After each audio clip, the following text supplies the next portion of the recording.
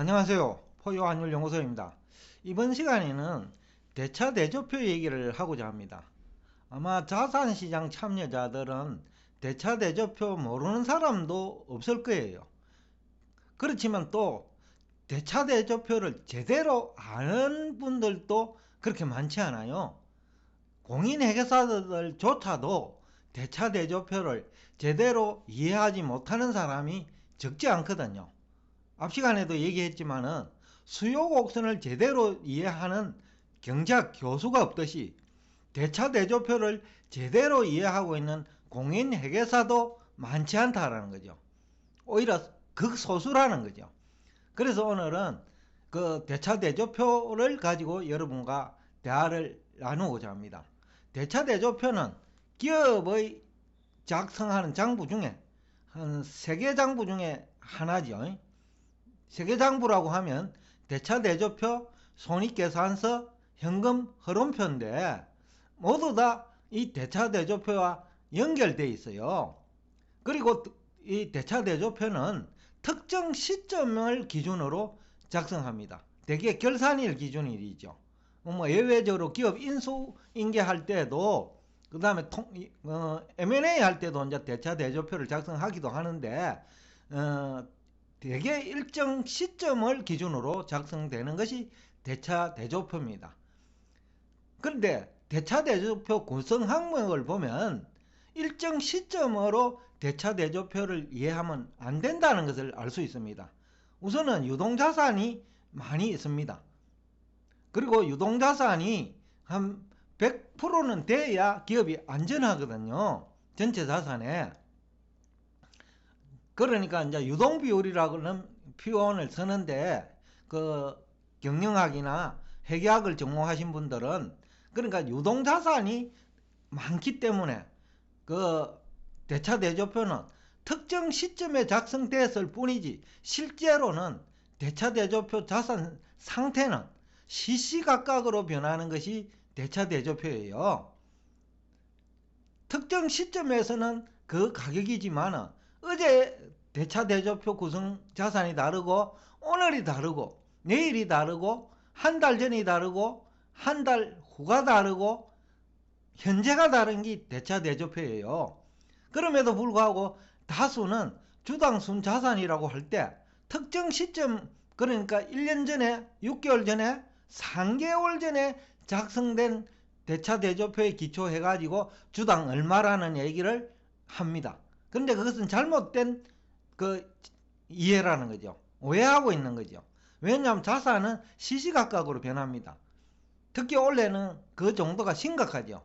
고정자산까지 상승하다가 하락 국면에 들어갔기 때문에 고정자산까지도 그 대차 대조표를 망가뜨리는 원인이 되고 있죠. 유동자산도 마찬가지입니다.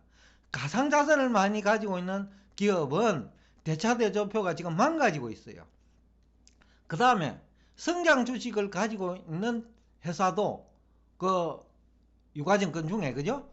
또 유가증권 중에 성장 주식이 아닌 성장 기업이 발행하고 있는 회사채를 가지고 있는 기업도 그 대차 대조표가 망가지는 그런 환경이에요. 반면에 외화는 자산을 가지고 있는 외화 자산을 가지고 있는 기업은 대차 대조표가 건전해질 수 있지만은 외화 부채를 가지고 있는 기업은 또 그 불확실해지겠죠. 그러니까 대차 대조표가 망가질 수 있는 거죠. 이것은 한국만의 문제가 아니고 신흥국 전체의 문제입니다. 그래서 자산시장이 이제는 세계와 연결되어 있다. 대차 대조표도 우리나라 자산시장을 매개변수로 연결된 게 아니고 세계 자산시장을 매개변수로 대차 대조표와 연결되어 있는 거죠. 그럼에도 불구하고 그 공인회계사도 이해가 잘못되어 있고 그 정권 전문가, 애널리스트 모두 이 대차 대조표가 세계 자산시장과 그 연결되어 있다는 것도 모르고 있고요. 또 A라는 기업의 대차 대조표와 B라는 기업의 대차 대조표는 정도의 차이가 있을 뿐이지 모두 다 연결되어 있다는 거죠. 그래서 올해 자산시장이 또 지난해 자산시장이 미국은 좋았고 또 한국은 나빴고, 그죠? 그리고 미국은 왜 또 좋아졌느냐? 이 바로 외화표시 자산하고 관련되어 있어요. 그러니까 미국 달러 가치가 상승하고 안전하니까 국제 유동성이 미국 달러 표시 자산으로 이동했다는 거죠. 그러니까 미국은 그 안정적이 되죠. 원래도 마찬가지입니다, 이거는. 그래서 외화 표시 자산을 어떻게 구성되어 있느냐, 또 어떻게 구성되어 있느냐에 따라서 원래의 재무 상태가 크게 개선되거나 나빠질 수 있겠죠. 그리고 대차 대조표를 언제 작성했는지에 따라서 해당 기업의 재무 상태는 크게 나빠질 수도 있고 악화될 수도 개선될 수도 있겠죠. 그래서 자산 가격이 하락하거나 환율이 등락하면 대차 대조표 실제 자산도 증가 또는 감소하죠.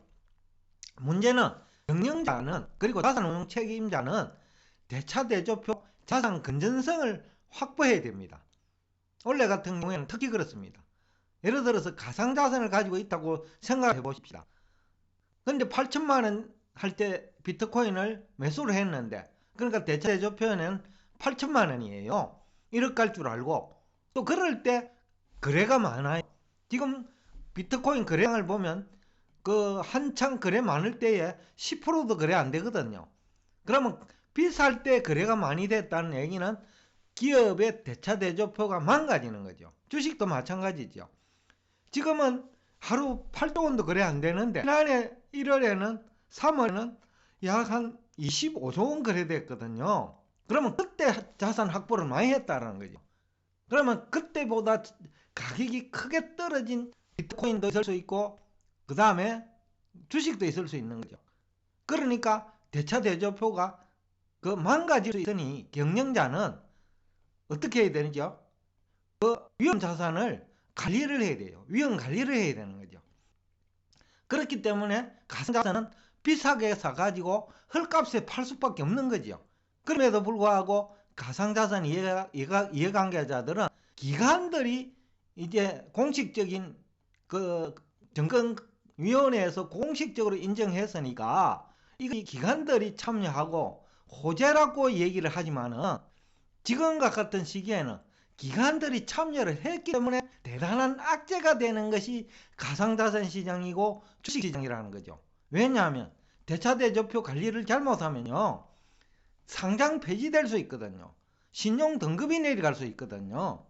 또 그 경영자는 직장을 잃을 수가 있어요. 자산운용 책임자도 마찬가지입니다.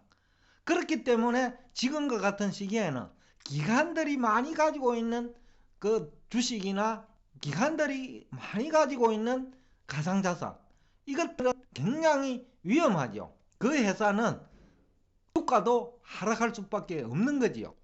그리고 앞에서도 얘기했지만은 그 기업은 그 자산을 중심으로 또 실물 경제를 중심으로 서로 연결돼요. 그러니까 세계 경제와 연결돼가 있고 우리 국내 기업과 연결돼 있고 자산 시장과 연결돼 있다는 거죠. 그렇기 때문에 원래는 예상보다 많이 하락할 수 있는 거죠. 또 지난해에는 예상보다 많이 올라갈 수 있는 거죠. 그 때문에 지난해 포유 환율 연구소가 거품 논쟁이 있는 줄 알면서도 미국 주식에 투자하라는 이유도 그 외환 때문이에요. 지금 환율 관련 지식이 있느냐 없느냐의 차이죠. 그러니까 대부분의 신흥국에서 환율이 올라가니까 미국 달러 표시 자산을 늘린다는 거죠. 그 4차 산업을 주도하는 국가가 미국이니까 미국 4차 산업 관련 주식에 그 신흥국에서 또는 다른 선진국에서 투자를 하면서 예상보다 큰 폭으로 상승하는 거죠. 아직도 원래도 그거는 유효해요. 그렇지만은 또 다른 나라 그 자산 시장은 또 상대적으로 나빠질 수 있는 것이 2022년도 환경이죠. 바로 대차 대조표가 가지는 성격 때문이죠. 또 대차 대조표에 편입되어 있는 구성하고 있는 주식과 채권 가상자산 때문에 그 신흥국의 대차 대조표는 망가지는 거죠. 미국도 캐시우드처럼 그 성장 중심으로 또 소형주 중심으로 그 편입됐다는 것 자체가 올해처럼 대차 대조표가 중요한 시기에는 더욱더 망가질 수 있는 이유지요. 그래서 연초에 또 지난해 연말에 올해는 중소형주가 유망하다는 그 전문가들도 적지 않았어요. 오히려 많았어요. 그러나 대차 대조표를 알고 자산시장이 서로 연결되어 있다는 것을 알고 기업은 기업 간에 서로 연결되어 있는 것을 알고 또 신용상태가 망가지면 즉 대차 대조표가 망가지면 신용 등급이 추락할 수 있다는 것을 아신다면 중소형주에 투자하면 손실이 발생할 확률이 높다. 실제로 올해 들어와가지고 미국 러셀 2000 지수가 하락폭이 가장 커요. 거기가 이제 중소형주거든요. 나스닥 중소형주들이 많이 들어가 있어요. 러셀 2000에는.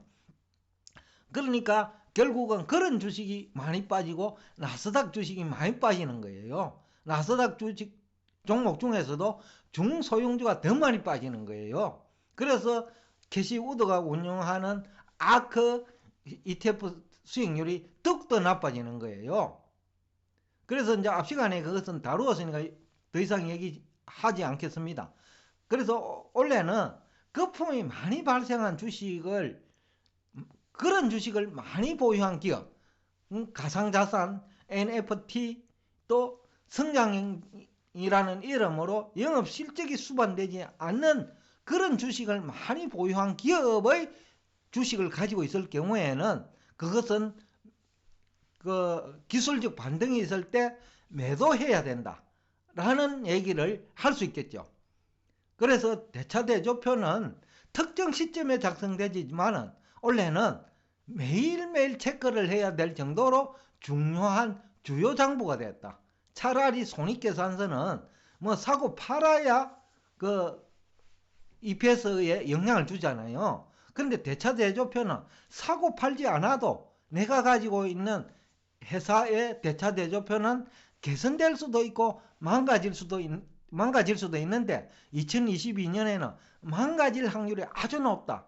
고정자산도 망가질 수 있고 유동자산도 그 영업실적이 수반되지 않는 기업의 주식, 또 영업실적이 수반되지 않는 기업이 발행한 회사채, 또 그런 NFT 관련 상품, 그 다음에 메타버스 관련 주식 모두 다 위험하다. 이 대차 대조표 때문에라도 위험한 거죠. 왜냐하면 경영자는 대차 대조표를 관리를 해야 되거든요. 그래야 상장 폐지되지 않을 수 있고 신용 등급이 추락하지 않을 수 있고 자금 조달 비용이 급격히 높아지지 않을 수 있거든요. 그래서 올해는 경영자들이 위험자산을 관리 내지는 매도해야 되는 시기이기 때문에 위험자산 가격은 더욱더 하락한다. 그러니까 가상자산 가격은 3천만 원까지 쉽게 갈 수 있다는 거죠. 왜? 기관들이 가지고 있기 때문에. 올해는 가격이 상승하는 국면에서는 기관들이 가지기 때문에 더욱더 상승할 수 있지만 올해는 기관들이 가지고 있기 때문에 더욱더 가상자산 가격이 3천만 원까지 쉽게 하락할 수 있는 거죠. 지난해에는 저점이 3천만 원이었다면 올해는 1,000만 원까지 내려갈 수 있는 환경이 대차 대조표와 같은 그 주요 장부 때문이고 경영자는 그 대차 대조표를 관리하지 않으면 상장 폐지될 수 있기 때문에 그런 자산이 위험한 거죠. 그만큼 대차 대조표는 중요한 거죠. 그래서 오늘 한 얘기를 정리하면 경영자는 대차 대조표를 관리할 수밖에 없다. 그런데 대차 대조표를 구성하고 있는 유동자산은 시시각각으로 변하는데 올해는 가격이 하락하는 쪽으로 변한다. 그 변동폭도 클 것이다. 왜냐? 대차 대조표는 그 자산시장을 매개변수로 그 전 세계 자산시장을 매개변수로 각 기업의 대차 대조표가 서로 연결되어 있기 때문인데 올해는 환경이 아주 나쁘다. 특히 외환 문제 때문에 외화부채가 많은 국가의 자산시장에는 뛰어들면 큰일 날 수 있다라는 얘기를 하면서 오늘 여러분과 대화를 여기서 끝내겠습니다. 그리고 주변 지식 굉장히 중요합니다. 주변 지식 제대로 알아야 됩니다. 암기하면 안 됩니다.